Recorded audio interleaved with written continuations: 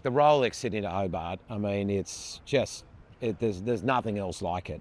I mean, just look at the amount of spectators on either side of that course on a day after Christmas Day, you know, loving the scenery, loving the sport of yachting, wishing everyone, you know, success as they sail off on their journeys. It's incredibly spectacular.